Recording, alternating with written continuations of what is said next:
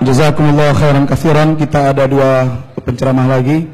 Sebelum nanti dituntaskan oleh Bapak Profesor Dr. Amin Rais, kami panggilkan Ustaz Al-Mukarram Kiai Haji Tengku Zulkarnain untuk memberikan tausiahnya. Kami mohon waktunya Ustaz.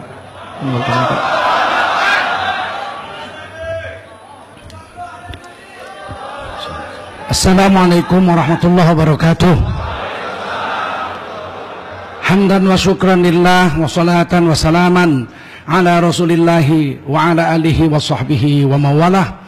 Allahumma salli wa sallim ala hadhan nabiyil karim sayyidina wa habibina wa maulana Muhammadin wa ala alihi wa sahbihi ajma'in. Amma ba'du, qala Allah ta'ala fi kitabihil aziz, a'udzu billahi minasy syaithanir rajim. Bismillahirrahmanirrahim.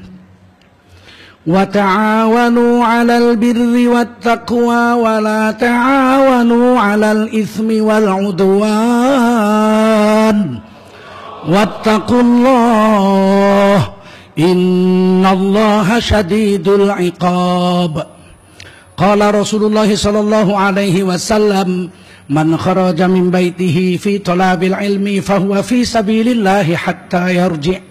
Rasul bersabda, siapa keluar dari rumahnya untuk mendapatkan ilmu, orang itu adalah orang yang berjihad fi sabilillah sampai dia kembali ke rumahnya.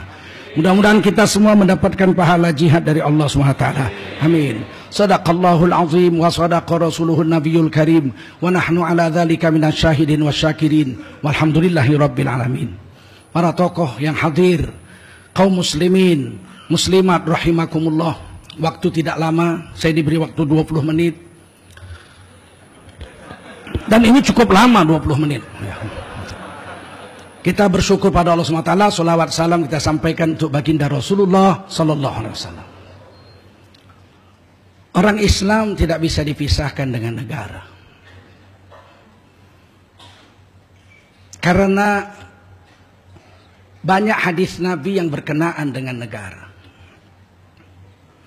Misalnya, Sultan waliyun liman la waliyalaha. Perempuan yang tidak punya wali, kalau mau kawin walinya adalah negara, pemerintah, sultan, penguasa. Dalam mazhab Syafi'i, wali fasik nggak sah nikahkan anaknya. Kalau pemerintahnya fasik nggak sah menikahkan rakyatnya. Siallah perempuan-perempuan yang nggak punya wali kalau dikawinkan sama negara, sementara pemimpinnya sholat pun nggak. Pakai baju ihram pun terbalik.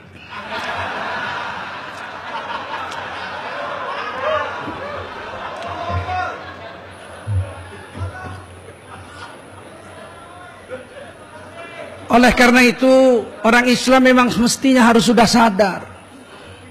Mesti sudah sadar dari dulu-dulu. Cuman kita kan tertidur. Tertidur kita umat Islam selama ini, nggak ada yang membangunkan.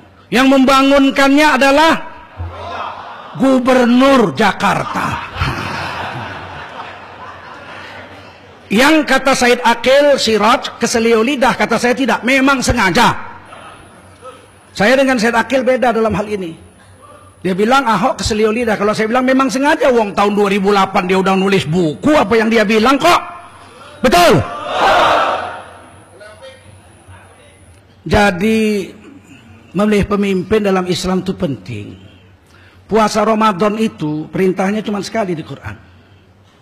183 surah Al-Baqarah. Kutiba alaikumusiyam. Sekali aja. Tapi milih pemimpin yang Islam 30 kita. Wah, mau nyambut pembesar datang nih. Lengkap dengan goloknya mandau. 20 atau 30 orang. Tiba-tiba membentangkan spanduk, bubarkan FPI. Kok bubar FPI? Begitu saya mau turun, wah diserbu pakai mandau, pakai stulup, macam-macam. Hanya pertolongan Allah aja nggak kena lah. Nggak kena. Dia tolong, saya tangkis. Pernah belajar kungfu soalnya dulu.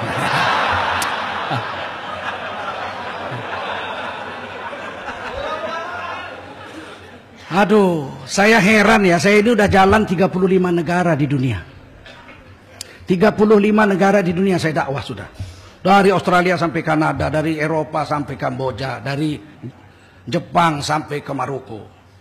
Belum pernah ada di airport. Bahkan saya pernah ke Kamboja musim perang. Di sana itu nggak ada taksi, terpaksa naik ojek. Naik ojek, nggak ada taksi waktu itu di ibu kota Kamboja itu. Saking miskinnya. Tapi belum pernah ada di negara manapun orang bawa golok sampai ke kaki pesawat. Baru terjadi di negara Kesatuan Republik Indonesia. Yang diserbu kakek-kakek jenggot putih nggak bawa senjata. Masya Allah. Masya Allah, dahsyat juga kejadian itu saya pikir ya.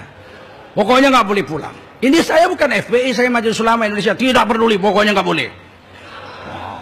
Begitu saya bilang masuk, saya kan pramugari bilang masuk Pak, masuk saya. Memang lebih menguntungkan masuk, karena pintunya kan sempit. Nggak bisa masuk rame-rame, mesti masuk satu-satu. Nah, tapi tiba-tiba satu orang kru Garuda Alfian namanya, dia tutup itu pintu. Kemudian nggak lama polisi naik 2 orang. Sangat, saya bermohon dengan sangat, Bapak jangan turun. Saya bilang saya mau turun, harus turun. Oh nggak bisa Pak, mesti nggak boleh turun. Akhirnya berangkatlah ke Pontianak. Saya bilang saya besok datang lagi.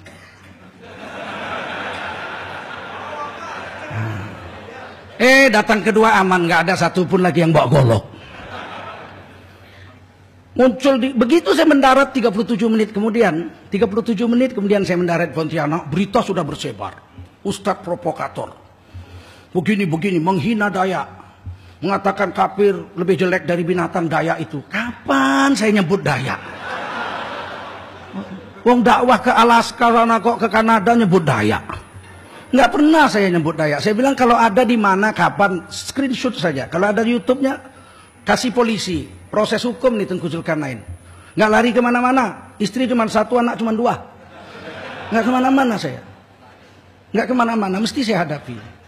Cuman jangan main kayu begini. Kemudian apa? Setelah saya datang aman semua, ceramah saya tanggal 13-nya saya ceramah aman semua. Muncullah pernyataan, itu bukan masyarakat Dayak.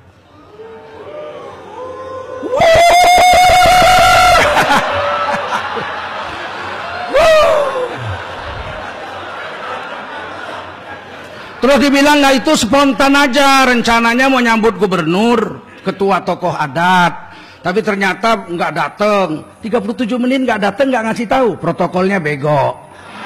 Ya, kalau gubernur datang nggak jadi, nggak ngasih tahu, protokolnya bego. Mesti ngasih tahu dong. Tapi ternyata ketahuan yang datang itu adalah MUI, Tengku Zulkarnain mau bawa 2 orang, yaitu GNPF.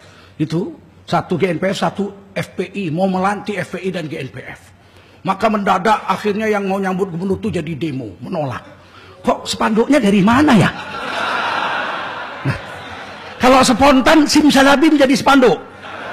Oh itu sudah dicetak lama ya, tapi kok dibawa, masa nyambut gubernur bawa penolakan FPI. Dan yang paling sial, bawa ayam jago, digigit ayam itu ada Dayak itu perang, digigit lehernya, dibuang sampai mati itu ayam. Masuk nyambut gubernur bawa ayam, atau ayamnya baru ditangkap di airport. Dan polisi kok diam gitu sampai sekarang. Jadi kan begini Tuan, bayangkan kalau yang datang itu adalah ketua partai,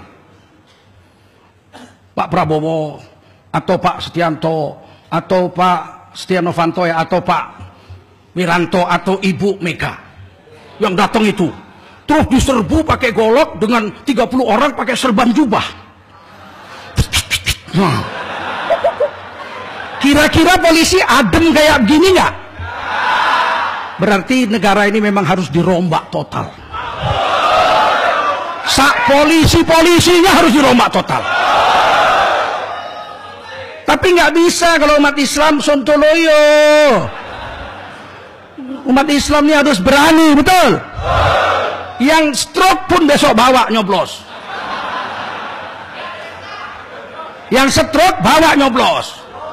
Jihad bilang. untuk mengalahkan orang jahat. Betul? Janji mau bikin kampung deret. Sampai sekarang udah berderet-deret nggak ada. Apa deret-deret.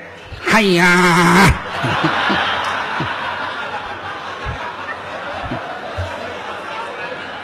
Saya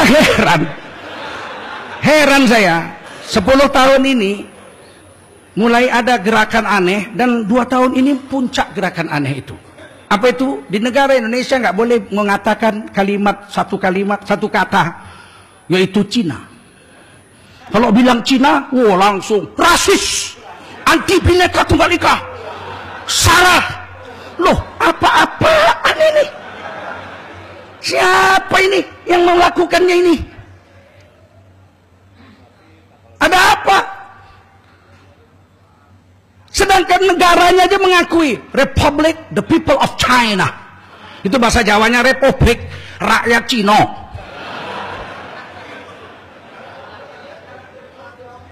Pesawat terbangnya China Airlines, airline Cina. Betul? Restorannya Chinese restaurant, restoran Cina. Betul? Makanannya Chinese food, makanan Cina. HP-nya HP Cina.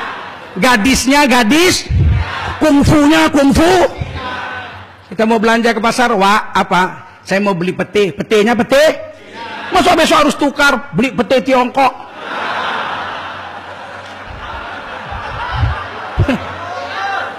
Rasis apa rasis?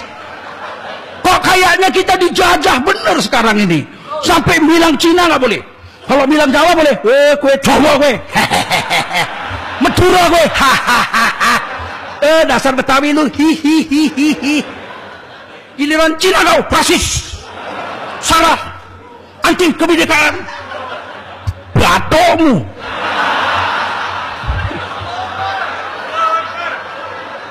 Allahu Akbar. Ini membuktikan kita sudah nggak dianggap ada, kita sudah dianggap tidak ada, kita sudah dianggap menumpang. 70% sertifikat hak milik tanah di Indonesia bukan milik bangsa Indonesia asli, bukan milik pribumi yang 99% berperang memerdekakan negeri ini, tapi dimiliki oleh kurang dari 1% pendatang-pendatang yang matanya mirip mata saya ini. Saya tidak rasis karena saya anak Cina. Kalau orang Jawa bilang Cina, saya ini anak Cina, ibu saya Cina, kakek nenek saya Cina, bibi saya Cina, paman saya Cina, sepupu saya Cina, semuanya Cina. Kalau begitu saya Cina. Mau apa? Mau tangkep? Takbir. Takbir. Takbir. Di Medan ada 12 masjid yang sudah dihancurkan mafia Cina. Dia beli tanah, dia ambil ini masjidnya dihancurin, dia ambil. Yang baru kita berhasil rebut baru 3. Dengan susah payah ngerebut 3. Berhadapan dengan aparat luar biasa. Kok orang Islam mayoritas tinggal di negerinya, masjidnya sudah ada undang-undang wakaf, masjid tidak boleh dibongkar, tidak boleh dijual. Ada undang-undang. Kalah juga undang-undang sama. Itulah orang itu bilang di Medan, hanya selama itu ayam masih mau makan padi lo, aman.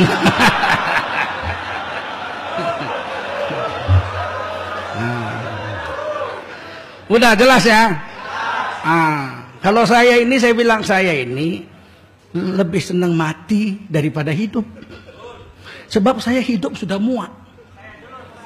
Bosan saya udah hidup 53 tahun.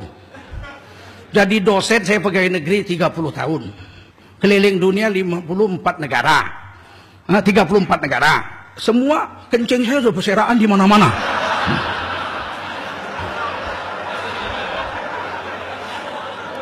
Kalau mati itu pasti mati, tapi saya senangnya matinya itu mati dibunuh orang karena agama. Kalau mati di pangkuan istri cuma 1. Jadi sudahlah. Saya akan bacakan ayat sebagai penutup. Wa anibu ila rabbikum wa aslimu lahu min qabli ayyatiyakumul azab. tsumma la tunsarun. Wa anibu itu rujuklah kamu kepada Allah, kembalilah pada Allah. Tapi wa anibu ini kata Syekh Amin Al-Qurdi juga dalam kitab Dalilul Falihin, munib itu orang yang tobat dari angan-angan mau melanggar hukum Allah belum dilakukan. Kalau sudah dilakukan namanya taibun, orang yang tobat dari dosa yang pernah dia buat. Kalau munibun ini, munib ini di sini wa anibu itu berangan-angan baru mau melakukan pelanggaran hukum Islam, tobat. Nah, baru berangan-angan mau milih bukan Islam jadi gubernur,